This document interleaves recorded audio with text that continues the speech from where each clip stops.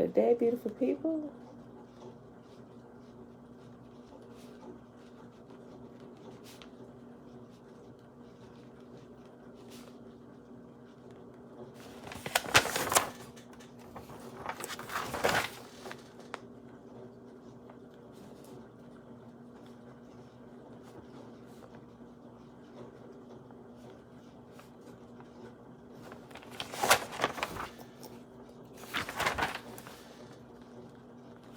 Happy Monday, y'all. It is February the 21st, 2022.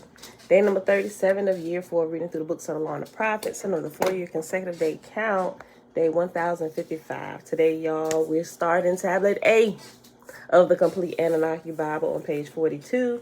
And then we're going to jump over into my big toe, possibly finish chapter 23 in that little shorter side. That's a longer side. And that I'm gonna pick that back up on page 173. Ante, shalom, shalom. Audrey, shalom. All right, y'all. So let's go ahead and do this this opening real quick. Tiffany, hey girl, hey, with the Shema. Let's see here. Remember, the Shema is found in Deuteronomy chapter 6. It is a call for wholehearted commitment. These are the commands, decrees, and regulations that the Lord your God commanded me to teach you. You must obey them in the land you're about to enter and occupy, and you and your children and grandchildren must fear the Lord your God as long as you live. If you obey all his decrees and commands, you will enjoy a long life. Listen closely, Israel, and be careful to obey. Then all will go well with you, and you will have many children in the land flowing with milk and honey, just as the Lord, the God of your ancestors, promised you. Listen, O Israel, the Lord is our God, the Lord alone, and you must love the Lord your God with all your heart, all your soul, and all your strength. And you must commit yourselves wholeheartedly to these commands that I am giving you today. Repeat them again and again to your children. Talk about them when you're at home and when you're on the road, when you're going to bed and when you're getting up. Tie them to your hands and wear them on your forehead as reminders. Write them on the doorposts of your house and on your gates. The Lord your God will soon bring you into the land he swore to give to you when he made a vow to your ancestors, Abraham, Isaac, and Jacob. It is a land with large, prosperous cities that you did not build. The houses will be richly stocked with goods you did not produce. You will draw water from cisterns you did not dig, and you will eat from vineyards and olive trees you did not plant. When you have eaten your fill in this land, be careful not to forget the Lord who rescued you from slavery in the land of Egypt. You must fear the Lord your God and serve him. When you take an oath, you must only use his name. You must not worship any other gods of the neighboring nations, for the Lord your God who lives among you is a jealous God. His anger will flare up against you, and he will wipe you from the face of the earth. You must not test the Lord your God as you did when you complained at Massa. You must diligently obey the commands of the Lord your God, all the laws and decrees he has given you. Do what is right and good in the Lord's sight, so all will go well with you. Then you will enter and occupy the good land that the Lord swore to give to your ancestors. You will drive out all the enemies living in the land, just as the Lord said you would. In the future, your children will ask you, what is the meaning of these laws, decrees, and regulations that the Lord our God has commanded us to obey? Then you must tell them, we were Pharaoh's slaves in Egypt, but the Lord brought us out of Egypt with his strong hand. The Lord did miraculous signs and wonders before our eyes, dealing terrifying blows against Egypt and Pharaoh and all his people. He brought us out of Egypt so he could give us this land he had sworn to give to our ancestors, and the Lord our God commanded us to obey all these decrees and to fear him, so that he can continue to bless us and preserve our lives as he has done to this day. For we will be counted as righteous when we obey all the commands the Lord our God has given us. All right, beautiful people. Mom, shalom, shalom. Okay, y'all, let's get right to it. All right, y'all. Tablet A. Book of the Anunnaki, Watchers, and Ijiji. Yahuwah is one. Yes, oh great spirit, Yah, glory and praise to you. Okay. Here begins the Necronomicon, the book of dead names of the Anunnaki, Watchers, and Ijiji, beings which appeared to man in ages past, both physically on earth and in all ancient global mythologies as gods. The full text of what follows spans thousands of years of primordial lore. It illustrates clearly the gods of men, so no illusion is maintained over the true nature of their divinity. These same powers and forces have historically appeared to all humans all over the earth. Mankind followed and fell in with the plan of deifying these beings into gods, complete with religious traditions and followings defended by the sword.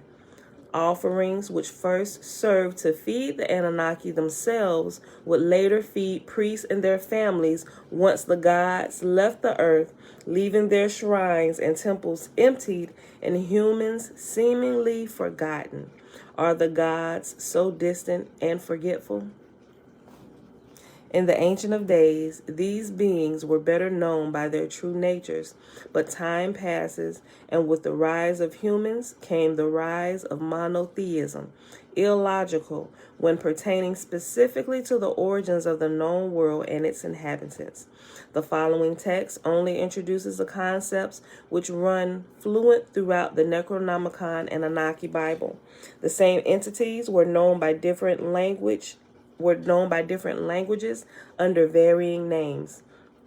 Cultural alignments colored the planetary associations that the Anunnaki pantheon represented, semantics only separated by time and region. Students and seekers and priests of the tradition are shown a very brightly colored array of entities, all which maintain some pantheon of hierarchy in addition to specific distribution of roles and functions. We hear of a king of heaven called Anu or An, and yet this is only the heavenly father for localized races, only as a representation of the absolute source which lies outside of and within the heart of the dimensions as a divine spark or spirit, not a specific entity or personification. Let me go back and read that again. Students and seekers, priests of the tradition are shown a very brightly colored array of entities, all which maintain some pantheon of hierarchy in addition to a specific distribution of roles and functions. We hear of a king of heaven called Anu or An, and yet this is only the heavenly father for localized races, only as a representation of the absolute source which lies outside of and within the heart of the dimensions as a divine spark or spirit, not a specific entity or personification. Naturally, such esoteric lore becomes occult and hidden among men, left to a select few to understand, while the rest of the world attempts to lean ladders against the sky. The next section is called The Rise of the Gods of the Earth. When first the gods were men on earth, settling on the bond of heaven-earth, Anu decreed that the Anunnaki would come forth. They were forced to toil and to do labor. Great indeed was the drudgery of the gods. The labor was heavy, the misery not befitting of gods. And the 7 great Anunnaki were not freed of the burden, and the Igigi, watchers, were called down to do physical labor. And these giants, gods, roamed the earth in a time before men, because the grain goddess had not arrived, because the cattle goddess had not been born. There was no cattle and there was no grain. The Anunnaki were forced to eat plants like sheep and drink water from the ditches. They dug rivers and opened canals to be the life of the land. The Igigi, watchers, also dug rivers and opened canals. There the Igigi, the watchers, dug the Tigris River and the Euphrates. From the depths of the earth they brought forth springs of water, and the wells of life they established. They gathered up earth to build up all the mountains, and for years they toiled under such drudgery, and they had counted the years of their labors. For 10 cycles they suffered the toil night and day. For 20 cycles they suffered the toil night and day. For 30 cycles they suffered the toil night and day. For 40 cycles, too much, they had toil night and day. Okay, let me bring this out. So this is broken up. This is kind of like it's broken up like Psalm 119, and it's like a few different verses, then it breaks it up and it goes to another section. So it kind of does this all the way through, y'all. I'm not going to pause when there's like a break in between it, but I think it's just for easier reading for us, so it's not like one long thing. All right. The elder gods of the Anunnaki came together. With lots, they decided the fate of the earth. To Anu, the father of the heavens, would remain in heaven. To Enlil, royal heir, was given the command. To Ea, Enki, was given control of the waters of life. But in the lands, only endless toiling transpired. In the ditches, the Ijiji, the watchers, began murmuring against the work. Let us confront our foreman, they declared. He must take off our heavy burden upon us. Let us confront Enlil, the commander of the Anunnaki. Come, let us go to him and pull him from his Eker, which is his dwelling. So the Ijiji, the watchers, set their tools on fire, picked themselves up, and moved to the gate of Enlil. It was nighttime when the Eker was surrounded, but Enlil was not aware of their advances. The Ijiji, watchers, approached the gate of Enlil. Nusku opened up his gate to the Eker, and he took his weapons in as he stood. Enlil gathered with the assembly of the Anunnaki. At the gate, the gatekeeper spoke out to those gathered. Now, then, Anu, your father in heaven, and also your counselor and general of the armies, Enlil, and your perfect goddess queen, Ninurta, and your lord on earth, Enki, have commanded me to ask you, who is the initiator of this battle? Who is the initiator of these hostilities towards this place? Who has declared a war and brought war upon the gate of Enlil? Morning, Linda, Uncle JB, sup. The Ijiji, and every time it says the Ijiji, it has watchers behind it. For just in case you weren't present when we read the Lost Book of Enki, so you get familiar with who the Ijiji is who the Bible and the Book of Enoch calls the watchers, right? Okay. The Ijiji watchers shouted out, everyone of us among the Ijiji has declared war. We take our stand now against the endless excavations of the land, and the excessive toils and slave labor has killed us. Our forced drudgery has been too heavy, the misery too much. Now every one of us, Ijiji, has resolved that a new covenant shall be made with Enlil.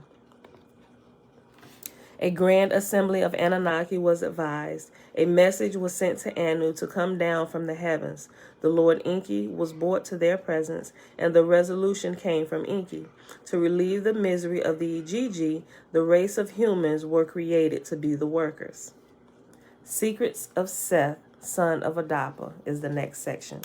The wisest among men and gods have spoken the words. In the beginning was the primordial chaos, and nothing but it existed. But in truth, the beginning was a formless void. In the center was the divine spark, the permeating spirit. You are a pure one from a pure power. You are the first among men. Because you are the true king on earth, know that I was carried on the summits of creation and made privy to the secrets of the light, darkness, and the habitable worlds in the between. In the beginning, amidst the formless void, there was light, darkness, and the divine spark between. In love and peace, the light was united with the word to be one. The darkness was the wind with the mind and formless fire. In the between was the divine spark, the true light, which existed in tranquility, quietness, light, dark, divine spark, spirit. That might be our title for today. Light, dark, divine spark, spirit. Oh. These are the three roots from the beginning. Let me start this little section over. In the between was the divine spark, the true light, which existed in tranquility, quietness, light, dark, divine spark, spirit. These are the three roots from the beginning.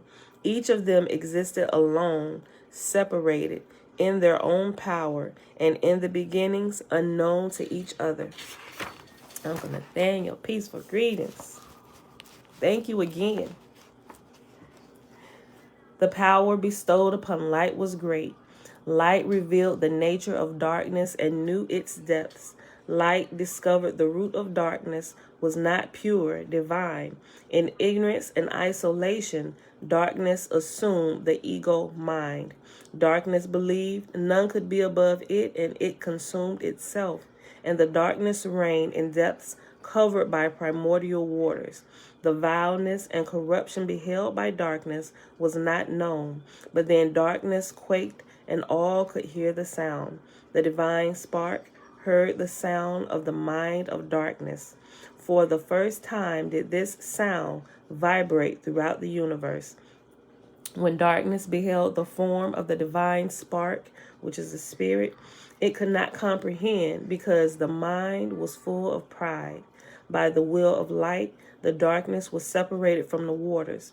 Darkness saw its appearance compared to the divine spark and was overcome with grief. Darkness sought to assimilate the divine spark, the spirit. Then it sought to make the divine spark, spirit, equal to it. Both attempts failed. Enraged, the mind of darkness was.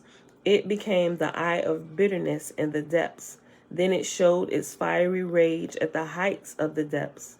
In doing so, revealed the nature of the purity of the true light, and so failed to ascend or come forth. Before Adapa returned to earth, the assembly of the Anunnaki stirred, because Anu was not the sole creator in the universe.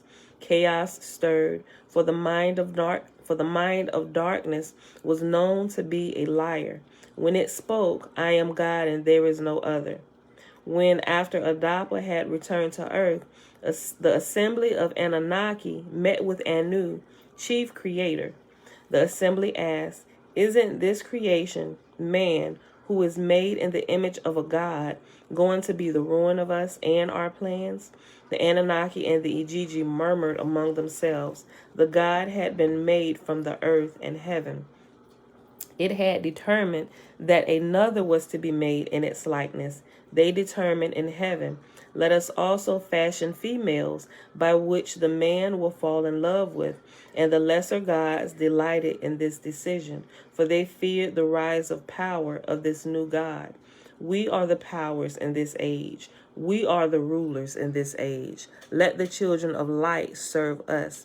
Let the children of light be slaves for this entire age. And it says, refer to tablet G, Book of Generations, for missing fragment. And we're going to get to that when we get to that. We're still in tablet 8. Ali, shalom, shalom. All right, the next section is Babylonian Book of Dead Names. Here begins the first part of the Babylonian text, the legacy of our ancestors who descended from the heavens to the earth, created the race of mankind and the race of Marduk, and led the races of men against the race of Marduk. In political conflicts among multiple generations of the Anunnaki, gates, which are shrines of the gods at Babylon, were created by Marduk to call forth and unite and perhaps entrap the Anunnaki pantheon under one rule, under the rule of the supreme ruler of the realms, the Lord of the earth, a title originally bestowed upon Enki, father of Marduk. This designation was a title only, and neither Enki or his heir Marduk were allowed sufficient freedom to rule by the Enlilites, the Semitic and Judeo-Christian worshippers of Enlil, who was raised to God status in the traditional Old Testament. I'm going ahead and read it for y'all again. Y'all Enlilites. Here we go. I'm going to stop playing with y'all. First thing this morning. Hold on. Let me go back.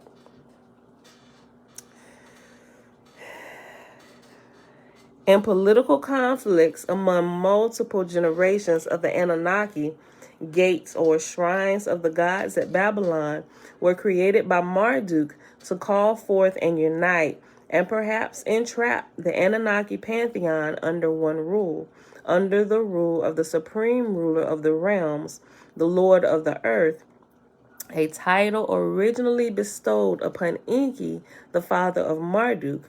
This designation was only a title, and neither Enki or his heir Marduk were allowed sufficient freedom to rule by the Enlilites. And then parentheses after Enlilites, so you know who the Enlilites are, it says Semitic and Judeo-Christian worshippers of Enlil, who is raised to the God status in the traditional Old Testament. I'll move on to the next paragraph. The Sumerian pantheon differs from Babylonian.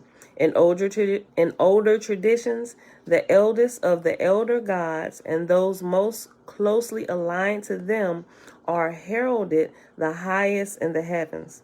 When the passing of time and also the eventual departure of all chief Anunnaki on the earth, it is the younger generation of gods who appear to be held in high esteem.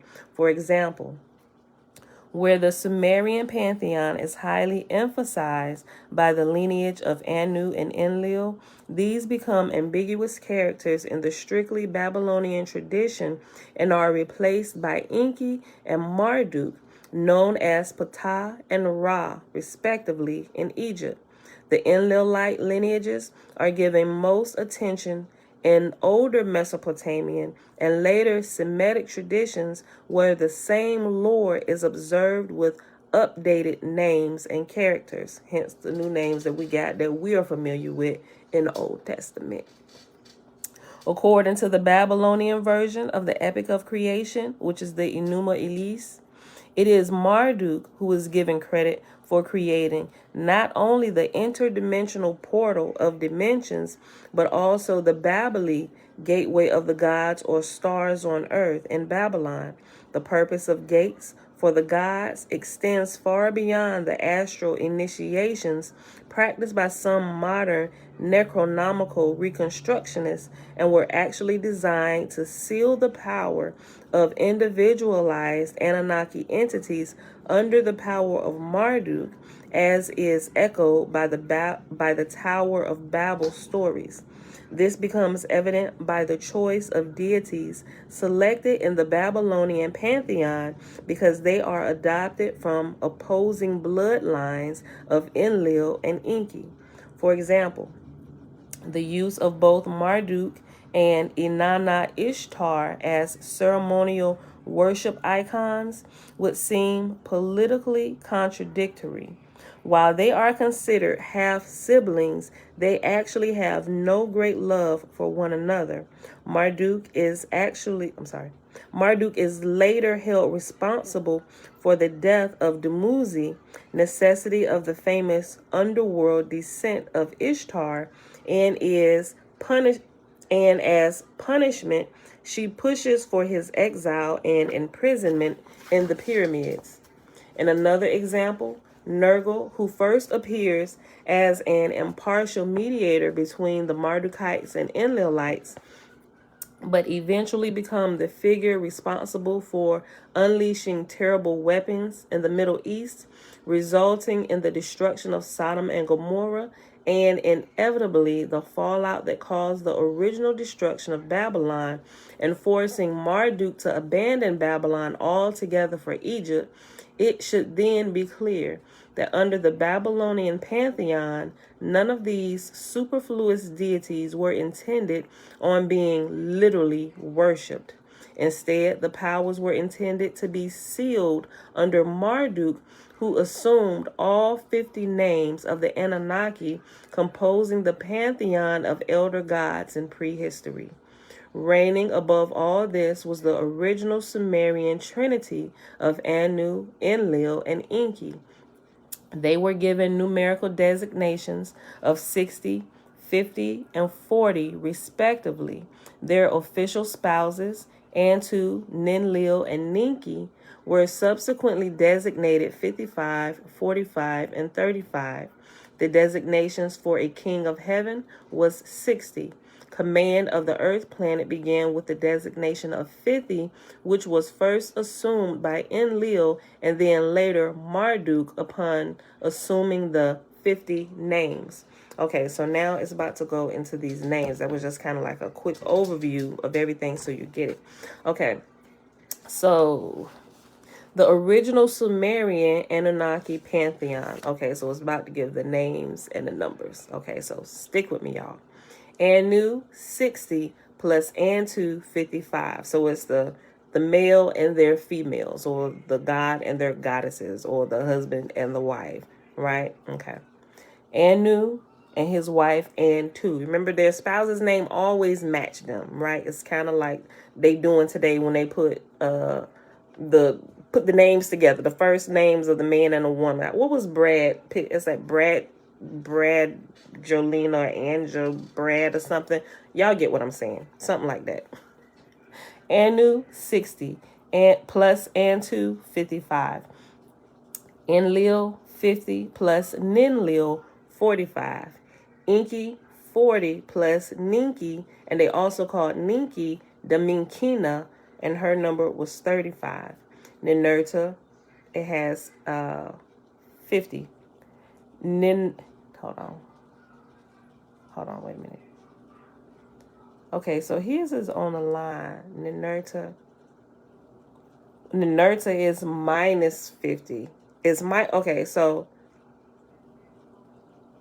what? Okay, so it looked like it's adding the husband and the wife, but then it has Ninurta, but it has like the minus sign, then it has 50, then it goes to the next one. Okay, Nanar, Sin, Suin, 30 plus Ningal, 25.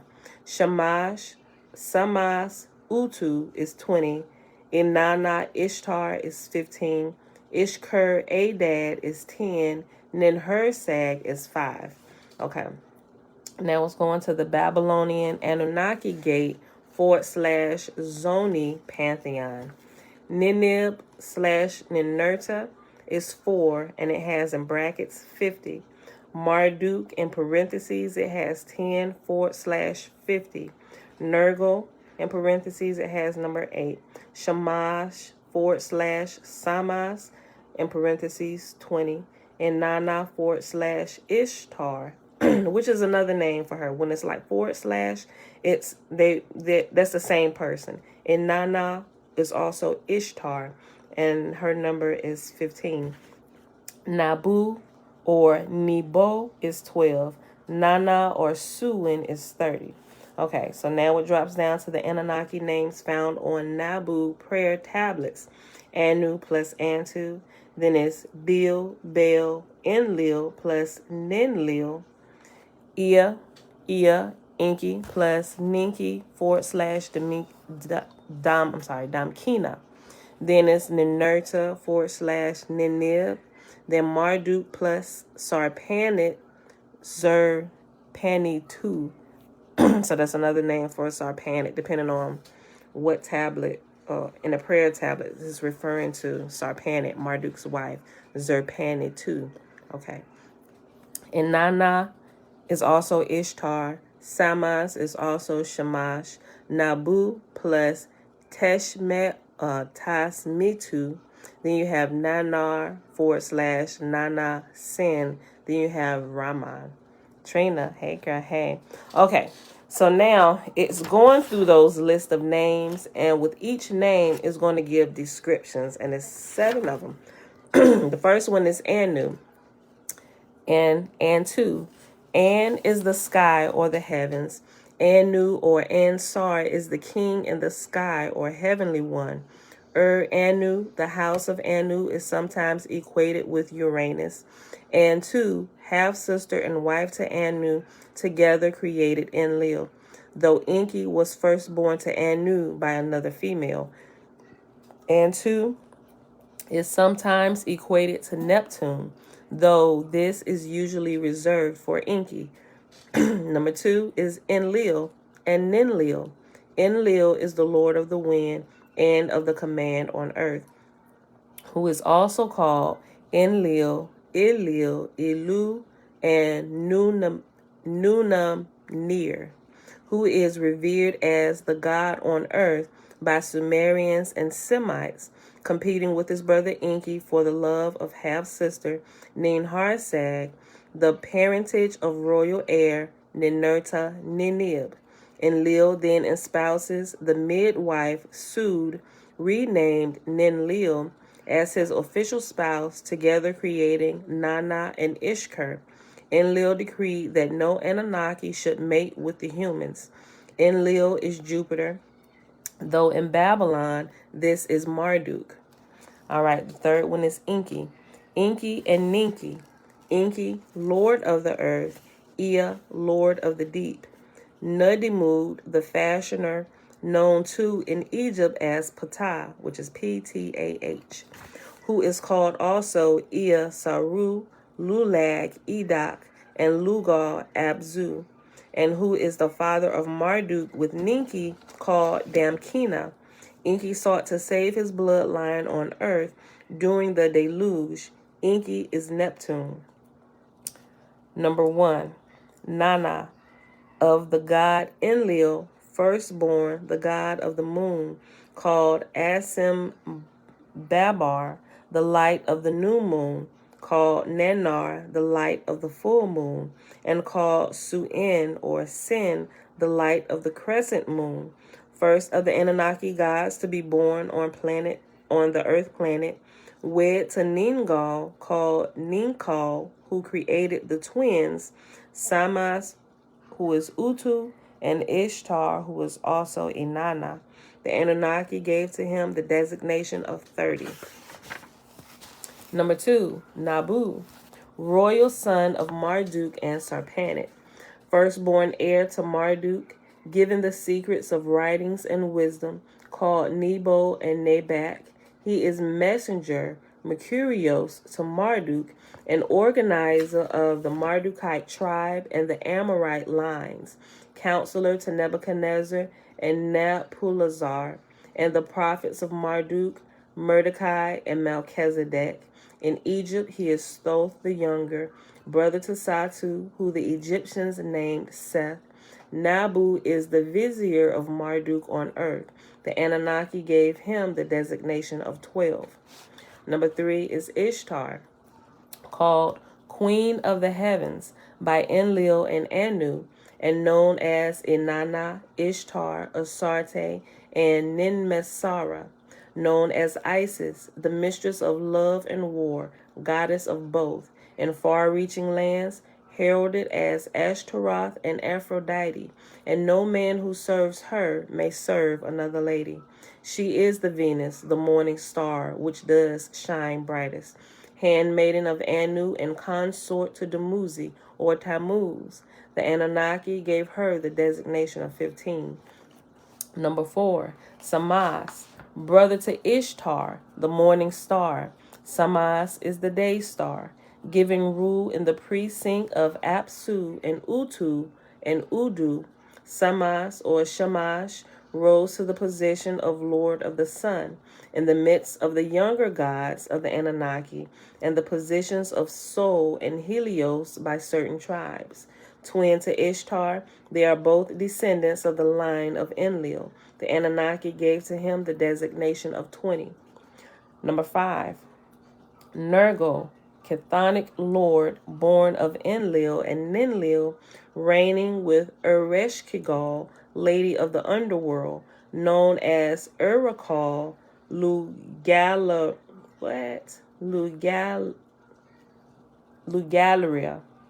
Hold on, let me sound it out. Lugalira. Okay, Lugalira and Meslatia. And some have even said Heracles in far-reaching places in the original feud between Enlil and Enki and among the younger gods, the Mardukites and Enlilites.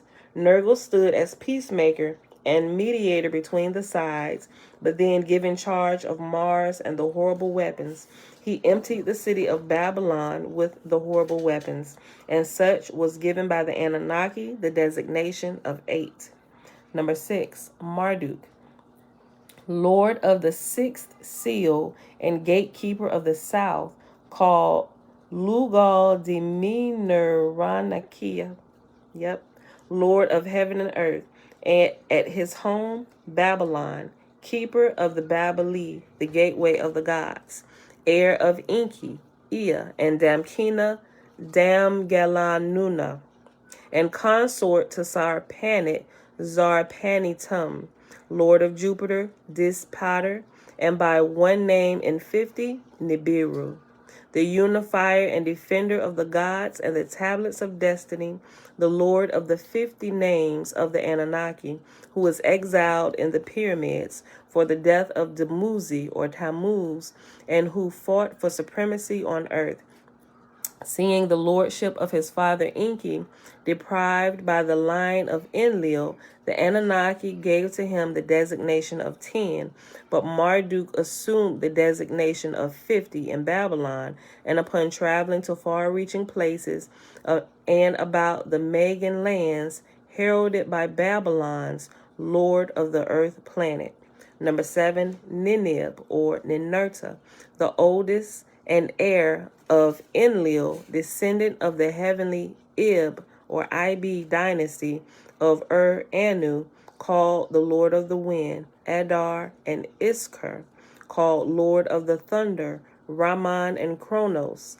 Adar was given charge and properties of Saturn, heir of the ancient Anshar was the implication. The Anunnaki gave to him the designation of 4. Okay, so now it goes into the Egyptian Book of Dead Names. So yeah, we might have to pause after this one. Yeah, we have 36 minutes. Okay. All right.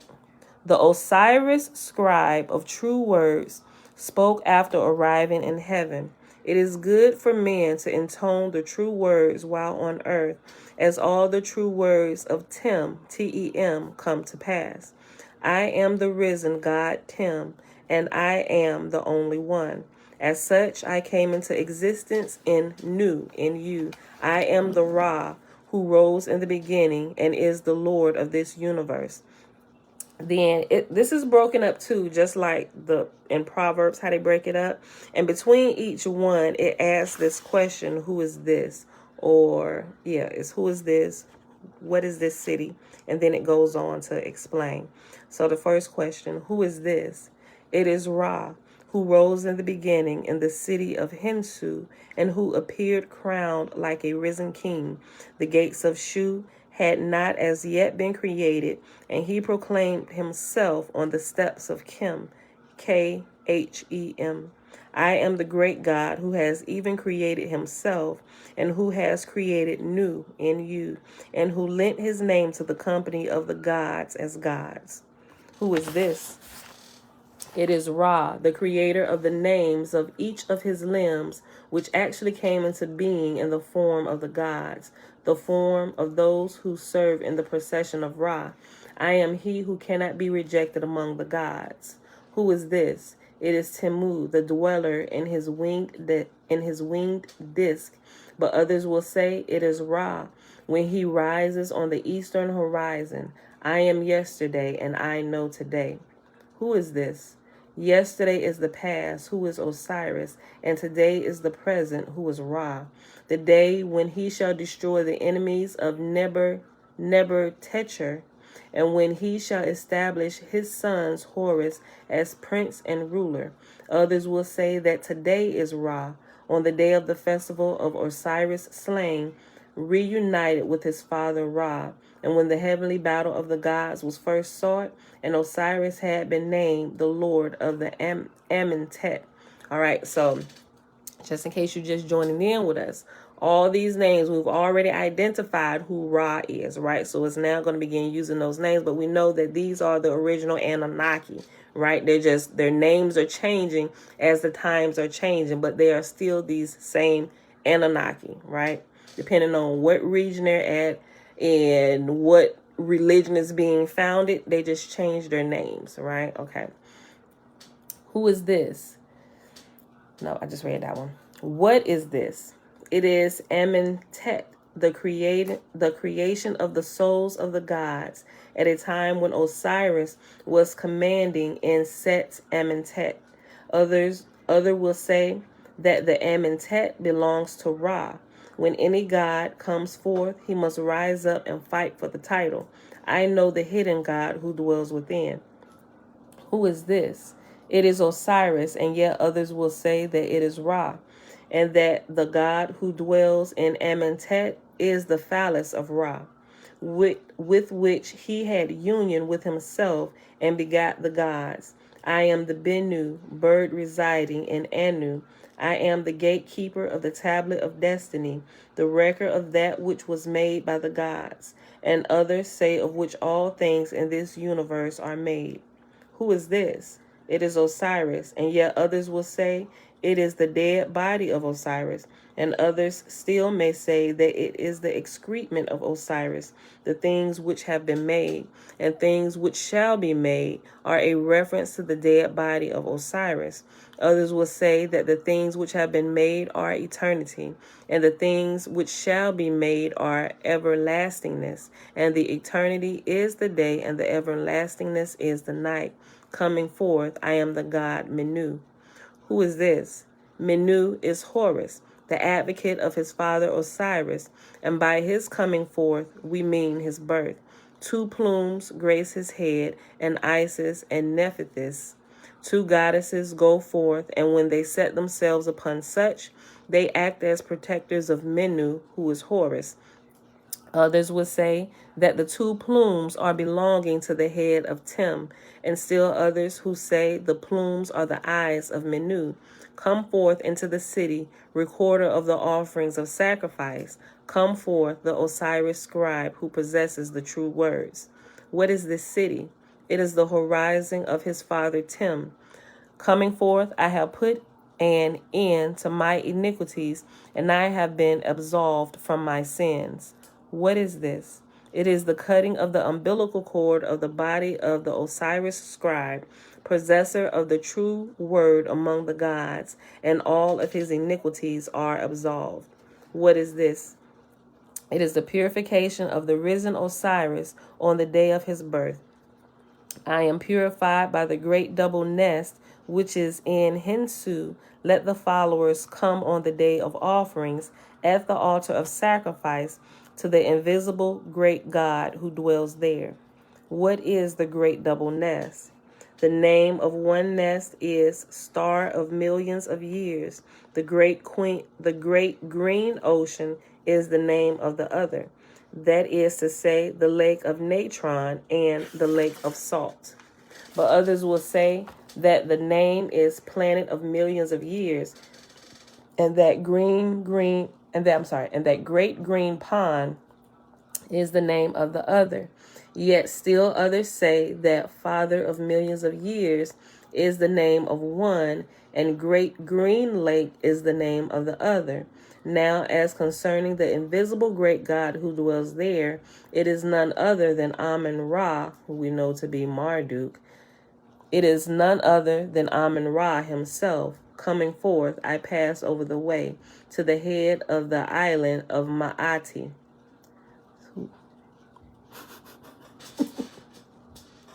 Tiffany said, so we've been down here fighting, debating about whose God is the true God, and all of us have been wrong. Shaking my head. You absolutely right, Tiffany. Who is this in my door? Oh, that's my son. He got a new truck. Hold on.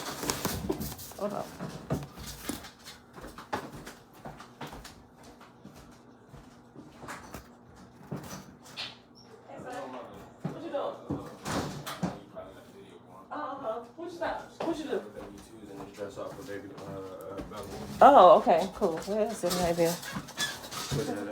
Oh, they had to leave early for a project. Oh, yeah, they left out of here like they had to be at the warehouse at 6. Hey guys. That's probably the first time y'all seen my oldest son, Elijah. Oh, he coming back over here. All right. Okay. Go ahead. Take whatever you want. I assume you was probably gonna be having made breakfast. No, I ain't made breakfast yet. They ain't came down the stairs yet. Okay. All right, y'all. So we'll pause. We done read 30 minutes of this. We'll pause right here for this. We'll pick this back up right here tomorrow. Let me mark my spot. Put my little page marker right here. But yeah, Tiffany, you're absolutely right.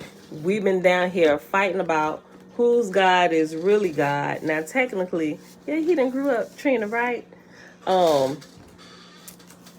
We still refer to the creator of all as Yah. But we finding out some little intricate details of the religion and the Bible that we still use as it's coming, or as we're reading through the Sumerian text. It's like, and I've read like a little bit further, it's like, what is really left in the Bible, at least in the Old, well, we already know that the New Testament is full of shenanigans, but even the Old Testament is like, I be asking myself this question, I'm like, whose Torah is this really? Because all of it, just about everything I've seen already, and we ain't even got to some of the stuff. I was like, all of this stuff is found back there. I was like, so, creator of all, what are really your words? I mean, granted, you know, the words that we find, if you have a heart to do what's right, you're just going to do what's right. And the Torah has been an absolute great help for us, right? Even when I was in the New Testament, because my heart was to do what was right, I did what was right, and I allowed it to be a guide for me. And there's nothing wrong with that, right? But as I began to understand who I'm like, yeah, okay, I done got all I could from there. I still keep what's good, do away with what's bad, right? And then I began to grow in the Old Testament. Same thing, because I had a heart to do what was right, and I was really searching for the creator. I wasn't on no shenanigans. I'm not trying to take this and lord over people or to steal their money. I had a heart to do what was right, and because my heart was right, it literally became a teacher for me, right? We're able to learn lessons from anything, and I still wouldn't do away with it now that I know it's completely Sumerian. Like, I don't talk about it like y'all gonna see as we get deeper into it. Our Bible is completely Sumerian, 100%, y'all. But still, because we had hearts to do what was right, you know, our Creator saw that, so He allowed it to be a teacher for us. It's like a guide for us. It's like a parent, right? But as we grow up, you know, we don't necessarily distance ourselves away from our parents, but we grew up and we began to live life, keeping all of those good things that our teachers have taught us, and we began to build our life, right? You know, so, but I think we should at least know the truth of what we have and what's really been our guide, right? I mean, we had that physical guide, the Torah, and we still do, but we have our invisible guide, whether it's Yah or we call them angels, the ministering angels, protecting, guardian angels, helping us. All right, love you too, son. Be safe. But we've had multiple teachers throughout our lives, and you know, and if your heart is to do what is right, and your path is growth and growing in not just spirit but also in truth, then we're able to pull truth from everything. We're able to pull lessons from anything. We're able to learn from anything. And I think that's a part of true growth. And I think that's what true growth really is. And you really become a spiritual person when you can learn how to decipher through things like that, right? And not so much always be at war like, no, your Bible is wrong, my God is right. This is, you know, you just kind of grow out of those things, right? It's all childish, you know. So that's where we find ourselves at today, especially when we realize that we are spirits living inside of bodies. It's like, wait a minute. Because some of this stuff now, we got to adjust what we think. It's like we've moved to another level. And we just cannot operate the same, especially with some of the spiritual experiences we've had. Something has to adjust or we're going to go crazy, right? And it's better that we adjust our understanding to truth as we grow and figure out what it is, right? So we can continue to develop. So that's why I am on it. I ain't going to fight nobody else about the Bible. I'm if they still ready to fight me and whose God is God, I'm like, oh, keep on reading, keep on living. Hopefully you'll figure it out soon enough. But we're going to keep on going. You'll see us down the road down here. You know, you're free to join us at any time while we're figuring this out. It's a bunch of us. We all colors, sizes, races, and ages. We all down here. We're trying to figure this puzzle out. Bring your piece when you get it, right? Okay. So we pause in chapter 23 of My Big Toe on page 173, and it's still in this short aside, right? So I'm gonna go back up. See, he's talking about meditation and how it helps in becoming conscious and developing a consciousness that's worth something, pretty much, just to sum it up. So let me go back up. How does meditation lead you to experience your consciousness? By turning down the contrast, noise, and other activity that make up the busy foreground, by turning down and eventually turning off the cacophony of mental interactions, judgments, and operational processes, to become aware of your consciousness as opposed to being aware of the thoughts that inhabit your consciousness. You must eliminate the excessive preoccupations most of us have with ego-based self-definition, the contrast that you use to define yourself against the relatively unchanging, invisible background of your individual consciousness. Meditation is thus an act of not doing. It is an exercise in removing enough of the contrasting clutter of your mind to get a glimpse of the real you. Individual consciousness is a subset of absolute consciousness. You are not only the clutter, the wrinkles, the ego, the thoughts, even if that is how you unwittingly define yourself. You are much more than that. Meditation allows you to discover the fact in a uniquely personal way. That is its purpose, self-discovery, a glimpse of the fundamental reality of which you are an integral part. The discovery is possible for humans because, at least theoretically, our memory capacity and processing capability are somewhat greater and contain less entropy than that of the average fish. The fish will never directly experience or contemplate unvarying water, the fish equivalent to total sensory deprivation, but you can experience the fundamental nature of your consciousness if you truly want to. If your desire to know yourself and to know the truth at the deepest level of your existence is not strong enough to provide the necessary focus, energy, and persistence required to succeed, you are not yet ready to begin that journey. There is no rush and no penalty for not being ready. It is much better to wait until you are ready than to push yourself into a state of self-limiting frustration. Do you see why meditation is almost universally prescribed as the first step? The doorway to understanding and exploring consciousness, as well as to the attainment of spiritual growth. It makes sense that a program to develop your consciousness should naturally start with finding and becoming acquainted with that consciousness. There are other methods, but they apply less universally.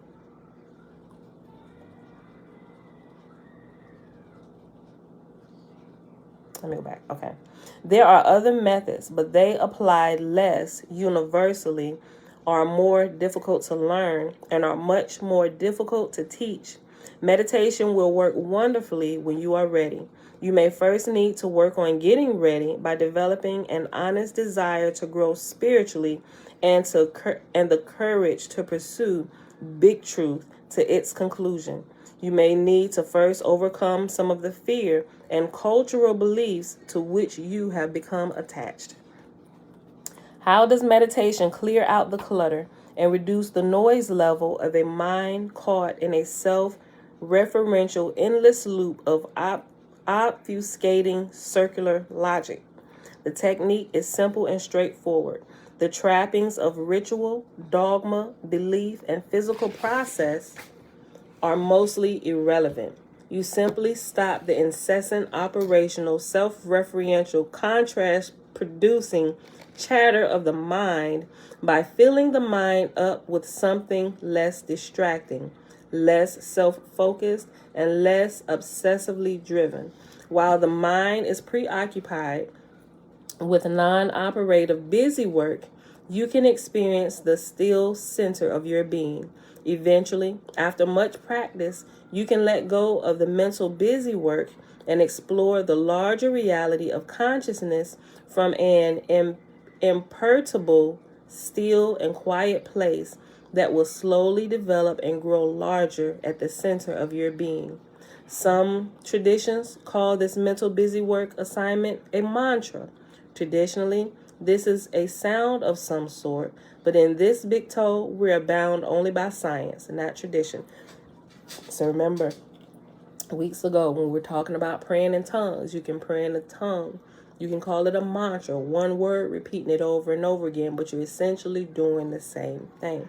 Remember, the different religions teach you the same thing, but they call it something different, and then they demify all the other religions for doing the same thing they're doing that they call something else, right?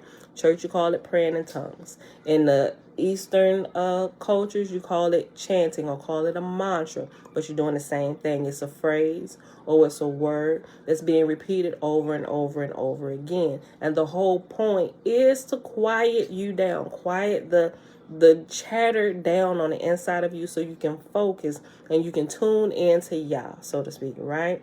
It's the same exact thing. Some traditions call this mental busy work assignment a mantra. Traditionally, this is a sound of some sort, but in this big toe, we are bound only by science, not tradition. We quickly move to toss belief, dogma, and ritual out the window and focus by experimental result only on the active ingredients of mantra. Science allows the concept of mantra to be generalized to accommodate the various ways we take in and process information through our five senses. Typically, people tend to take in most of their experiential input data through their ears, which is auditory, through their eyes, which is visual, or sense of touch, which is kinesthetic. Many people absorb information more effectively through one of these avenues of data input than they do through the others. Over the previous decade or so, the popular literature is full of assessments of personality type and characteristics by data input preference. It makes no sense to force everyone down the traditional auditory path. Some people simply do not get it that way. If you are not now successfully meditating and have no idea where or how to find a suitable technique to do so, I will provide to you, free of charge, for this one time only, a mentally calming, busy work mantra custom made for your personal mind that is based upon each of the dominant perception types. Simply use the one or a combination that seems to work best for you. For those more heavily into smell and taste than the average humanoid form, I am sure you can follow the 3 examples given to custom fit a smelly or yummy mantra to suit your individual preference. After explaining each mantra, I will, against my better judgment, tell you what you can do with them. Oh no, not like that. I wouldn't be that rude. I understand that your Western mindset needs to begin everything with physical process, whether it makes sense or not. Those who seriously want to get started on their spiritual journey but find themselves caught in the headlights of physical action, reaction, causality will now have something to do. It may or may not help you improve the quality of your consciousness. That depends on you. But it will give the committed doers a place to start. Often that is what is needed, a place to start, a doable approach to the problem of how to modify the quality of your being. This could be the step you need to break free from the mesmerizing glare of those cultural beliefs that reduce rather than extend your vision. Try it. You may surprise yourself with some dramatic results. For the audio types, we need a sound that means nothing, is 2 syllables, and ends in a soothing or vibratory sound. Here are a few samples of proven quality. Take your pick or make up one of your own. Okay, so those of you who haven't started a mantra yet, or are afraid to, or not sure which one, I had a couple people ask about different ones. If you don't have like a tongue that was downloaded to you, right? I've practiced with both, and they both actually work, right? It gets you into the zone, it quiets you down. So for the audio types, if you're an audio type, here's the sound, right? Here's a couple of them. Okay. For the audio types, we need a sound that means nothing, is 2 syllables, and ends in a soothing or vibratory sound. Here are a few samples of proven quality. Take your pick or make up one of your own. Serene, serene. Another one is da-room, da-room.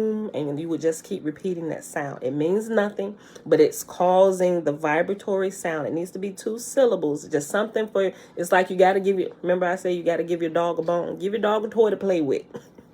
So your spirit can calm down. You're giving your spirit, you're giving your dog something to do while you're focused. That's all this is, y'all. The next one, rising, rising. Another one is kaun, kaun. Another one is sarun, sarun. And then you have the last one he gives, sherloom, sherloom. For a simple multi-syllable repetitive string or chant, try. Okay, so it's a longer one, right? So try, hold on. Oh, hold on, let me get it. Okay, so if you need a longer one, if you would like to try a longer one, here's this one. Tanya 3000, shalom. Hold on, I'm going to say it first. Hold on. Alumbardidum. And he spells it out. A is AH-lum, LUM-BAR-DEE-dum. Alumbardidum. Alumbardidum. Okay. When the bar and ba regularly interchange themselves effortlessly, you'll be on your way. Okay, I did that wrong. Okay, so this is a string. Okay, it switches. I didn't even pay attention to that. Okay. Try alumbardidum, alumbardidum. Okay, so the first one is bardidum. The second one is ba-didum. So you do those together. Alumbardidum, alumbardidum. And you just keep repeating that. And it says, as you do this, and I actually tried this before.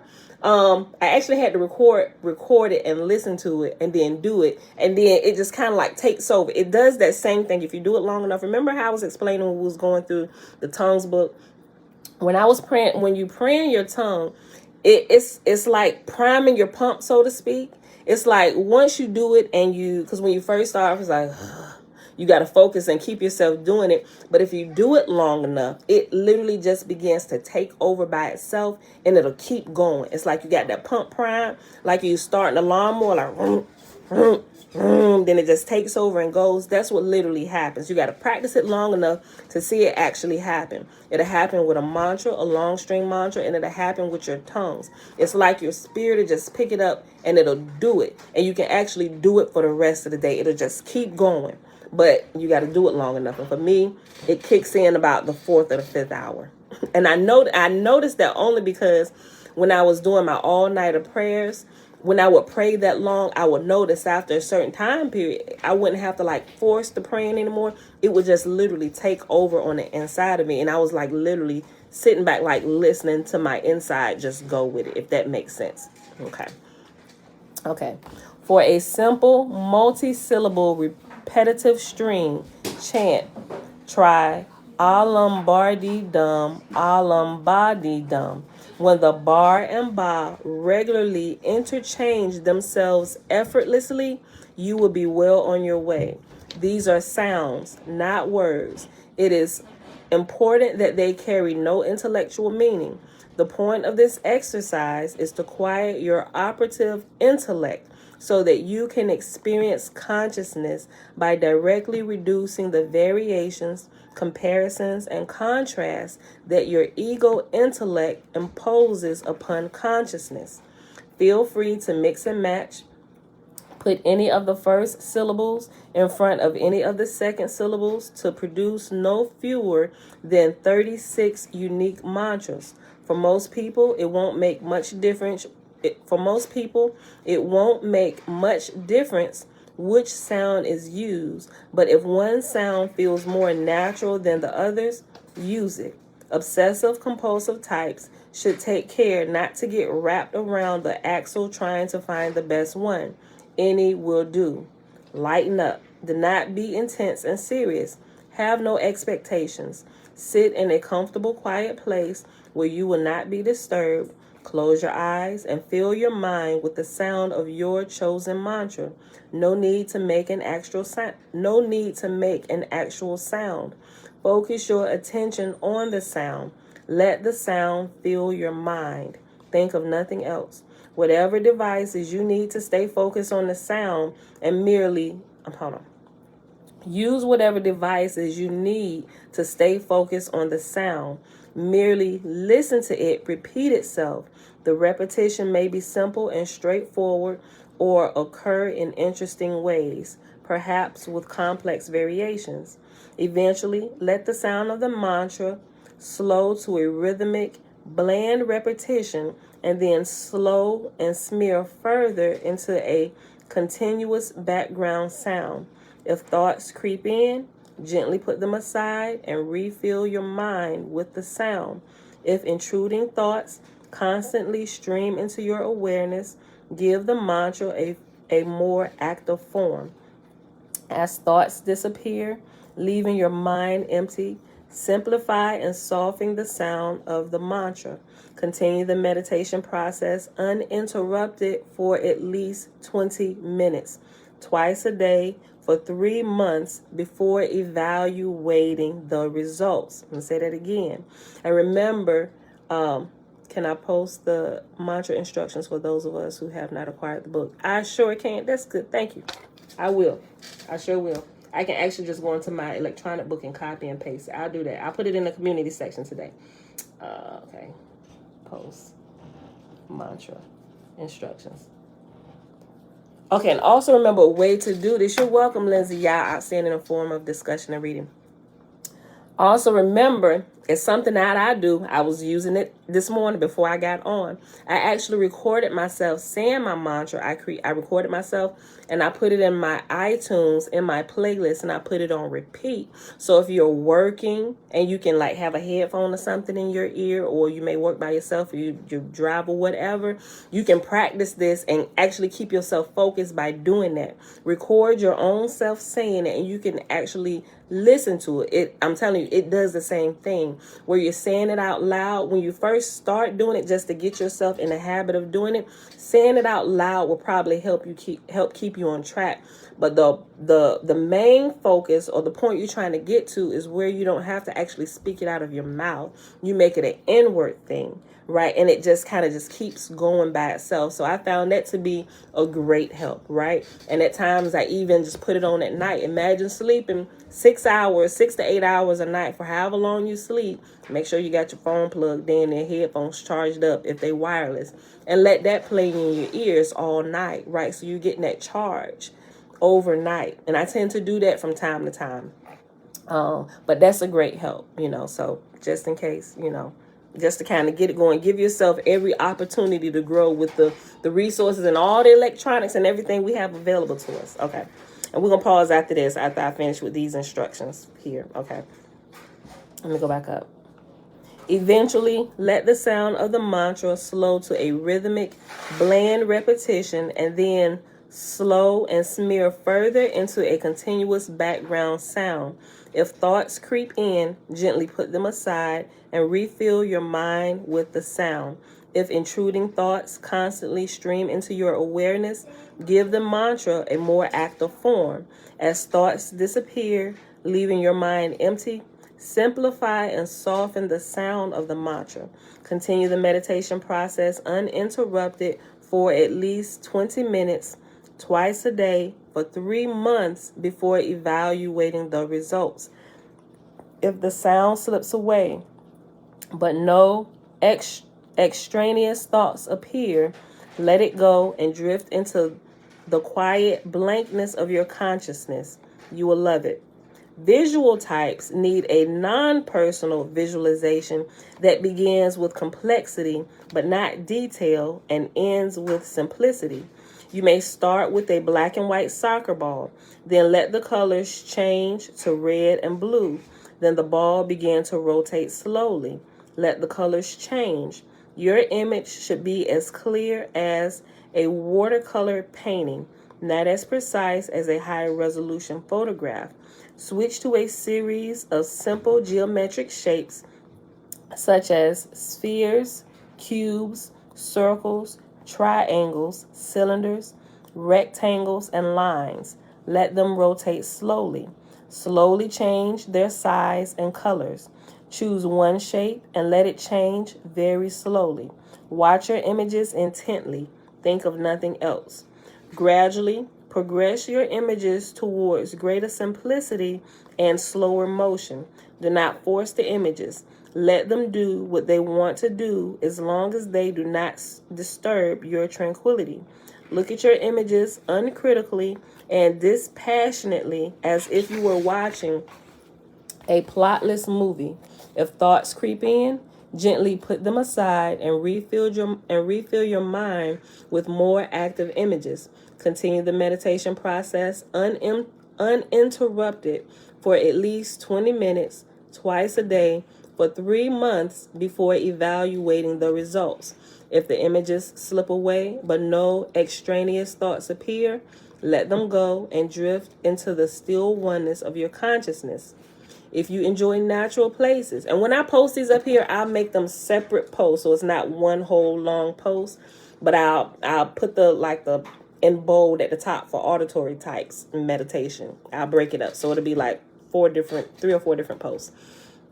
You just find the one that suits you. Okay. If you enjoy natural places, you might start with a scene, perhaps a generic beach. Hear the waves, feel the sand, smell the... Bless you, bless you, bless you, bless you. If you enjoy natural places, you might start with a scene, perhaps a generic beach. Hear the waves, feel the sand, smell the salt spray, listen to the seagulls. Be there with all of your senses. Slowly simplify your image and focus on a few items at a time. Eventually, you may narrow your focus to a single grain of sand. Go in close to inspect the tiny crystal from every angle. Choose the viewing angle if you prefer and see how the light plays off the surface of the crystal. Back away until you can barely see its surface features. Hold that view as only you and the grain of sand quietly coexist within the void. Choose images that particularly suit you. Be careful not to try too hard and do not struggle with high resolution image quality or anything else. Images may be felt as well as seen. Struggling to make your meditation be how you think it should be is always counterproductive. No expectations, no struggle, no demands. The point is not to force your will on the process, but let the process unfold naturally as it captivates your attention. Remember that what you are trying to do without trying is to not do. Let me read that again. Remember that what you are trying to do without trying is to not do. Read that sentence again. Don't you just love it? If it makes sense to you, you are on your way. If that sounds like idiotic gibberish, you should go back to the beginning of this aside and start over. But don't get stuck in an endless loop. Twice is enough. For the kinesthetic types, we need textures that are non-personal, interesting, and pleasant. For example, feel a rich velvet or fur coat as you mentally rub your hands slowly over it. Dig into it with your fingers. Feel it rub across your arms and face. Explore the buttons or zipper, the seams, sleeves, and collar. Become tiny or create a giant coat and roll around on it. Crawl into a pocket. Slowly let your sensing of the coat become simple and rhythmic. You might do the same thing with walking barefoot in squishy mud, or walking in the rain, or swimming in a pool filled with grape jelly. Start with complexity and progress to a more and more simple, rhythmic sensory stimulation. You might do the same thing with walking barefoot in squishy mud, or walking in the rain, or swimming in a pool filled with grape jelly. Start with complexity and progress to more and more simple, rhythmic, sensory stimulations. If thoughts creep in, gently put them aside and refill your mind with the sensations. Continue the meditation process uninterrupted for at least 20 minutes twice a day for 3 months before evaluating the results. If the sensations slip away, but no extraneous thoughts appear, let the sensations go and drift aimlessly into the boundless depths of your consciousness. Smell and taste mantras would work similarly to the kinesthetic mantra above. Use your imagination. Do not be afraid to mix and match the senses. Combine them in ways that work for you. Have no intellectual or emotional connection to your mantra. Maintain only enough complexity to keep extraneous thoughts away. Nothing should be in your mind except the sound, sight, feel, taste, or smell of the mantra. As intruding thoughts become less of a problem, simplify your mantra. When you no longer need it to maintain a state of blank, thoughtless existence, let it go. And it goes into a smaller, shorter side real quick. Speaking of experiencing a state of thoughtless existence through meditation, let's do another ego tweak. A real blatant one this time, and have some fun. Hey ladies, do you think most spiritual gurus are men? Think about it. Do you give up? Because men are born thoughtless and remain that way the rest of their lives. Why else? Hold on, wait a minute. I probably just read that all wrong. I think this was a joke. Hold on. Speaking of experiencing a state of thoughtless existence through meditation, let's do another ego tweak, a real blatant one this time, and have some fun. Hey ladies, why do you think most spiritual gurus are men? That was the question. Okay, yeah, I screwed it up. Okay. Hey ladies, why do you think most spiritual gurus are men? Think about it. Do you give up? Because men are born thoughtless and remain that way for the rest of their lives. Why else? Ooh, what a low blow. Uh-oh. Easy, fellows. I was only kidding. Just a little double entendre wordplay. Come on now. What's the matter, guys? Remember the rules. Peace and light. No violence until after I leave. Oh, well. At least the ladies thought it was funny. They get it. Then it goes back to the mantras. Okay. The point here is to learn to control your thoughts and your operative mind so that you can experience your consciousness. This is a first and necessary step. Later, you can learn how to direct that consciousness once you have freed it from a noisy, frantic, ego-serving, perpetual tail chase. Do not try to direct it too soon. That will only delay your progress. Get in touch with and follow the source of your intuition. Do not pursue or chase after specific or general results. All results must come to you. If you go after them, it will only delay your progress. Continue to experiment and to taste the pudding periodically. Natural, easy, patient, and gentle are the hallmarks of a successful process.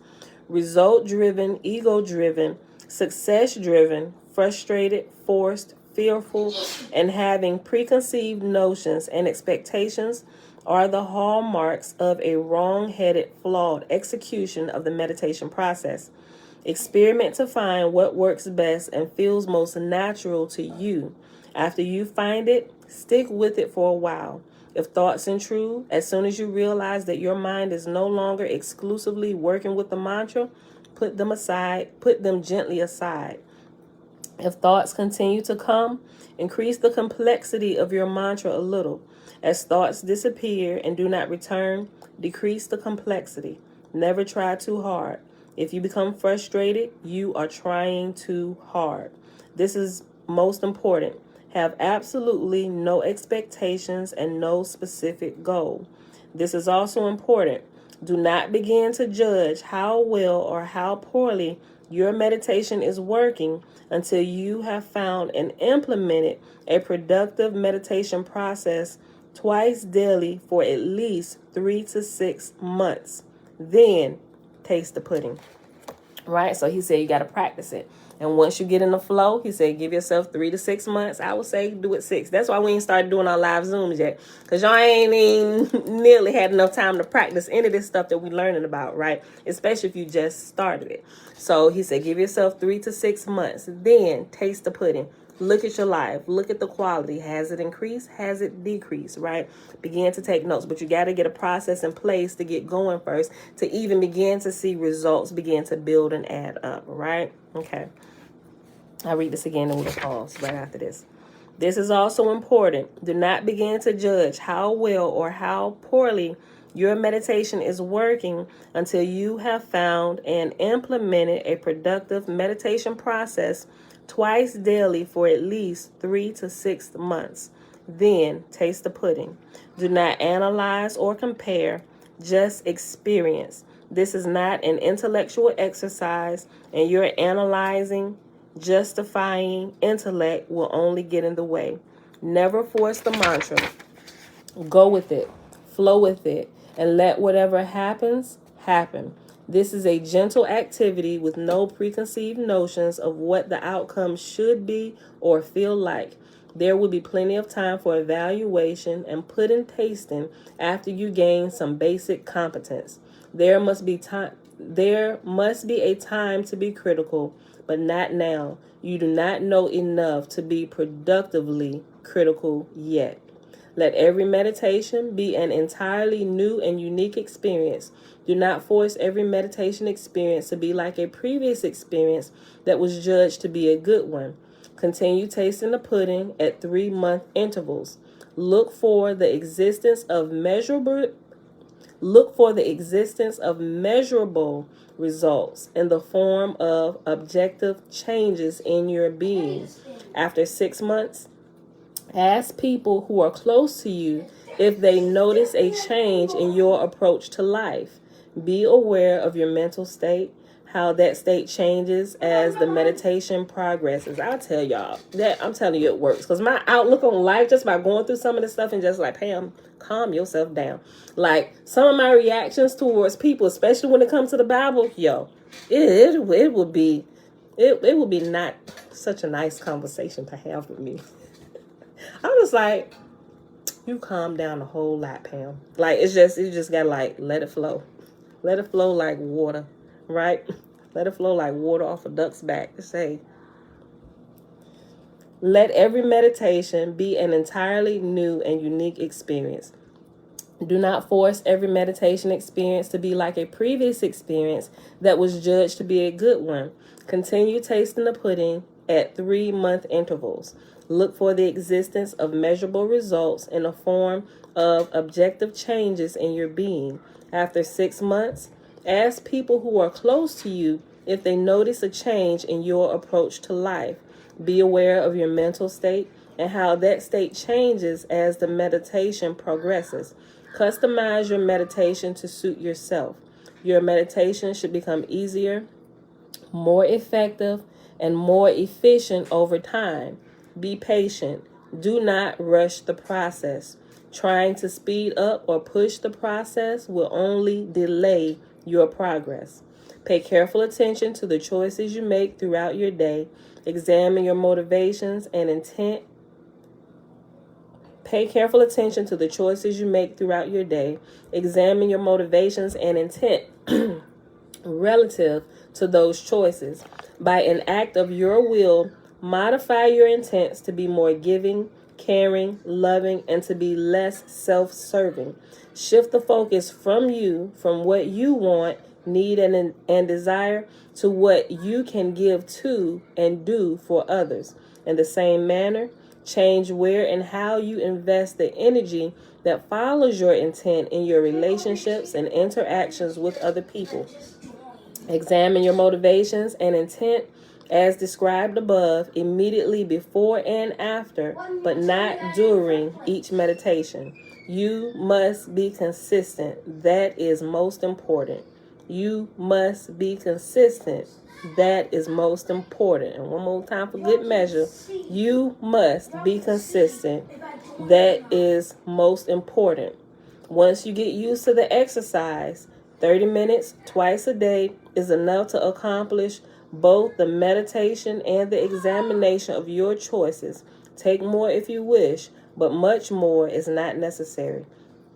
If you constantly end up in a state of frustration instead of a state of expanded awareness, let go.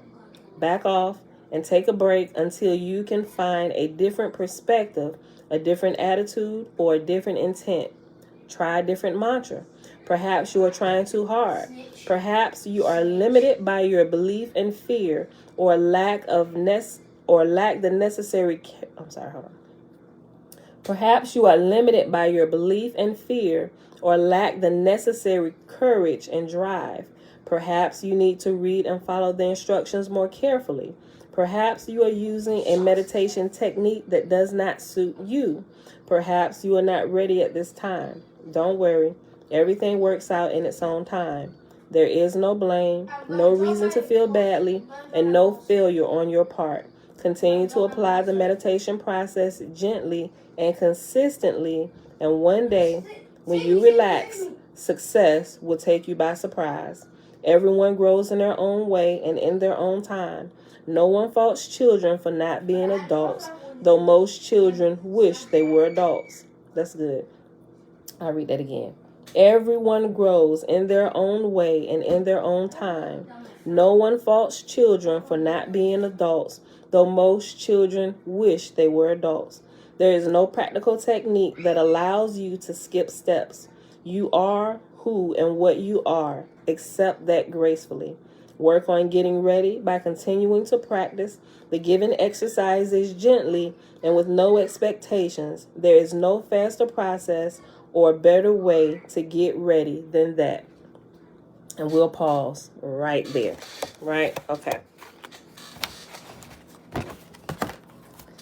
And although the shorter side doesn't end, we are already at an hour and 27 minutes. I know we said we was going to stop at an hour, but I just couldn't stop midway through those examples because I could have been leaving yours out and you wanted to start today if you hadn't started. So I think that's a good place to start. We'll pick it back up. And that actually, oh shoot, you know what? This is like the last, let me not stop right there. Let me just finish this right here because that is the last page of this chapter. Let me just finish it. Okay. I'm going to just finish it. Hold on. Let me read this again. And then I just go right through here. Everyone grows in their own way and in their own time. No one faults children for not being adults, though most children wish they were adults. There is no practical technique that allows you to skip steps. You are who and what you are. Accept that gracefully.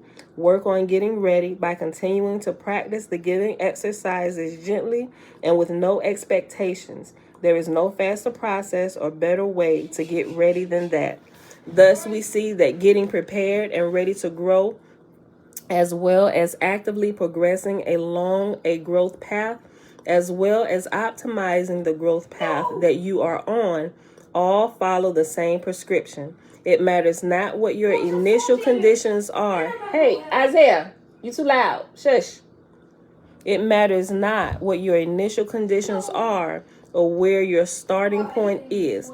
The same set of meditation exercises is optimal and appropriate for all. That is why virtually everyone who wishes to follow the path of knowledge toward spiritual growth, toward improving the quality of their consciousness, is instructed to begin with daily meditation.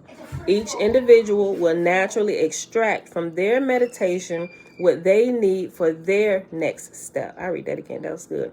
Each individual will naturally extract from their meditation what they need for their next step. This personalization of the growth process takes place naturally because each individual is essentially engaged in a bootstrapping, pulling themselves up by their bootstraps, operation with his or her own consciousness. The meditation experience is as individual and personal as is your consciousness. This is a life's work. It takes significant time to take root, blossom, and bear fruit. Results will accrue in proportion to the energy that is invested productively. For example, with moderate effort, significant results should become obvious within 6 months to a year. Continue to apply the meditation process with gentle resolve. There is no rush, no test, and no diploma. You have all the time you need to get it right. Some will get it right away. Others may take a long time. Gracefully accept however it comes to you. You have no choice. A teacher can only encourage and facilitate the evolution of your consciousness by helping you find opportunities to exploit on your own. Spiritual growth, as any growth, is an internal process and cannot be forced from the outside. When I got this part, it was such peace for me, because coming out of the church and even in like the Hebrew roots, it's always like this. It's like this. How you describe it? It's always like this impending. I don't know how to describe it. It was always like we had to be moving towards something. Like it's like this always. If we didn't like get somewhere in a certain amount of time, it was always like this impending feeling of doom or something that was going to happen. That's like the best way to explain it. Or like if we got it wrong, or like the whole scare, you're going to end up in hell, like all that type of stuff. Like all of that completely goes away. Like all that fear and everything, at least for me it did. So that whole impending sense of doom and destruction or missing out on all of that just kind of goes away, right? And I found meditation, it's literally like a lifesaver. You can just relax, breathe, and just be, right? Okay. A teacher can only encourage and facilitate the evolution of your consciousness by helping you find opportunities to exploit on your own. Spiritual growth, as any growth, is an internal process and cannot be forced from the outside. Hopefully, these meditation exercises have addressed your need for a physical process to facilitate positive consciousness development. However, in doing so, I may have created a new problem for you: how to deal with the frustration that is often created by the inadequacy of doing to produce dramatic spiritual progress quickly. The Western attention span is notoriously short. To make matters worse, dramatic results are often required to overcome strongly opposing cultural belief systems. The fact is that progress in meditation, like progressing in playing a musical instrument, usually accrues slowly and only becomes dramatic after significant time and effort has been invested. Mom, who's this for? That's for you, Tootie. Elijah brought it over here for you. The fact is that progress in meditation, like the progress in playing a musical instrument, usually accrues slowly and only becomes dramatic. Yes, it's a dress, Tootie. I think Tara gave it to you, but Elijah brought it over. I said a doll. It's for a doll? No, I think that's not for your doll. I think that's for you. Oh my god. And Jace killed my doll? Jace killed your doll? Yeah, What? yesterday. Elijah about buying a doll. No, well, we'll talk to Elijah about buying you a new doll. But I don't think Jace killed your doll. One of your brethren did that. Okay, hold on. I'll be done in like a couple seconds. Let me finish reading this. Hold on, Tootie. And girl, what did you got? What was you eating? Go wash your face. Nothing. Now go look in the mirror at your face. Go into my bathroom and look at your face in the mirror. You can. Westerners caught the glaring. Hold on. Let me go back. Hold on. Okay, hopefully these meditation exercises have addressed your need for a physical process to facilitate positive consciousness development. However, in doing so, I may have created a new problem for you: how to deal with the frustration that is often created by the inadequacy of doing to produce dramatic spiritual results quickly. The Western attention span is notoriously short. To make matters worse, dramatic results are often required to overcome strongly opposing cultural beliefs. The fact is that progress in meditation, like progress in playing a musical instrument, excuse me, usually accrues slowly and only becomes dramatic after significant time and effort has been invested. Progress accrues by the accumulation of many unnoticeable, tiny successes. Take the long view and have patience. Westerners caught in the glaring headlights of their cultural beliefs desperately need something to do before they become spiritual roadkill, run over by mindless conformity and a blind obedience to the cultural norm. Thump, splat, oh geez, what a mess. All the king's horses and all the king's men will have a difficult time getting that one back on the road to spiritual progress again. Actually, it is unfair of me to pick on Westerners as being particularly limited by needing to do something in order to be something. Most Easterners are in the same doing fixated boat. Their do boat may appear to be bigger, not as confining perhaps, but just as limiting. Doing within a spiritual cultural tradition is as problematical and unproductive as doing within a material cultural tradition. And this is the end of it. If you are so inclined, you now have something productive to do, as well as an expanded perspective on the limitations and personal nature of that doing. And that's the end of that little short aside. And his last sentence for this chapter is, yes, babe. You opened this now? Hold on, no. You now know what to do and how to do it. And if you settle in for the long haul with a serious commitment, hold on, Tootie. Mom! Yes. I thought you don't your Bible. That's me. No, we're not going to open that. You now know what to do and how to do it. And if you settle in for the long haul with a serious commitment to finding big truth, you will succeed beyond your wildest dreams. That, my beautiful people, is the end of chapter 23. So if y'all got to go to work, go ahead and get out of here. But I didn't want to cut that off right in the middle of it when we got there. But I will post this. I'll copy it and paste it. Maybe I'll do, okay, so maybe it'll be a few posts. For those who want to keep it all in one post, just in case they want to copy it and paste it somewhere in their notes, I'll do a long post with everything included for all the meditation, for different type of meditation you choose, whether you're audible, visual, whatever, right? I'll put it in one, and then I'll break it up and I'll put it in separate, smaller ones, right? So it'll be one with everything in it.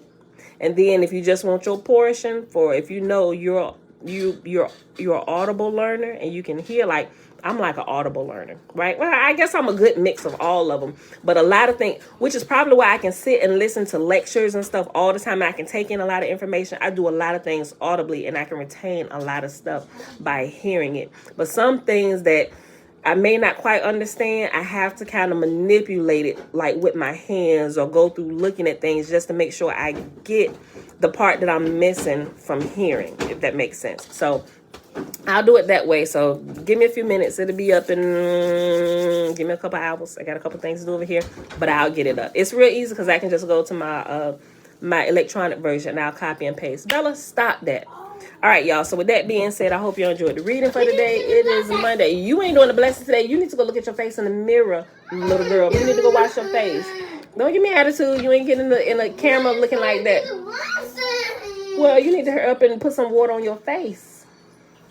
I don't know what she was eating. I don't know what she was doing, but she ain't about to get in the camera looking like that. And while she pulling herself together, she's standing at the kitchen sink doing this.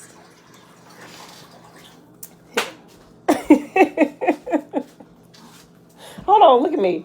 You still didn't. Okay, maybe I just covered up with the Vaseline. Girl, you still didn't. Hold on. We'll have to wash your face when we done. Hold on, let's do this. You can wash my hair. Yeah, I'll wash your hair when I give you a bath. Hold on, let's do this. Let's just put this, rub the Vaseline all on your face real good. I'm sorry, that might be a little ghetto. I'm sorry, but she really want to do the blessing. Let's see. What's she looking like? I'm not looking like Elsa. All right, y'all. So it is Monday, February the 21st, 2022, day 37 of year 4 of reading through the books of the law and the prophets and of the 4-year consecutive day count, day 1055. We read we started reading the first tablet of the Annunaki Bible. Did we get through? Hold on. What did I pause? Yeah, we started in the first tablet A of the Annunaki Bible, which started on page 42, and we paused on page 54, and then we finished the rest of chapter 23 and my big toe. Mom, once we go to karate? We go to karate tomorrow, Tootie. Mom, you said we can go in 2 days. Well, tomorrow is the second day, You right? mean, Tuesday. You mean Okay. this? Tootie got karate tomorrow. Okay. Mom, I hate karate. I just want to go with gymnastics. Well, they don't have gymnastics yet, so karate it is. Elijah in here too. Oh, yeah, Elijah's there. You see Elijah? Okay. All right, y'all. The blessing is found. Elijah was already here. The blessing is found in Numbers chapter 6, verses 22 through 27. And Yahuwah spake unto Moses, saying, Speak unto Aaron and unto his sons, saying, On this wise ye shall bless the children of Israel, saying unto them, Yahuwah will kneel before us, presenting gifts, and will guard us with a hedge of protection. Yahuwah will illuminate the wholeness of his being towards us, bringing order, and he will provide us with love, sustenance, and friendship. Yahuwah will lift up the wholeness of his being and look upon us, and he will set in place all we need to be whole and complete. And they shall put my name upon the children of Israel, and I will bless them. All right, beautiful people, I love y'all. I will see y'all back here tomorrow morning, bright and early, 7:15 a.m. Eastern Standard Time. Bruce. Mom, wish we had to go another day. Will we have to go another day? Nowhere today. We have to go job site and get this box. No, we don't need to go to the job site today, Tootie. Well, yes, we do. In the video. Your dad must have gave you some information that he didn't give me.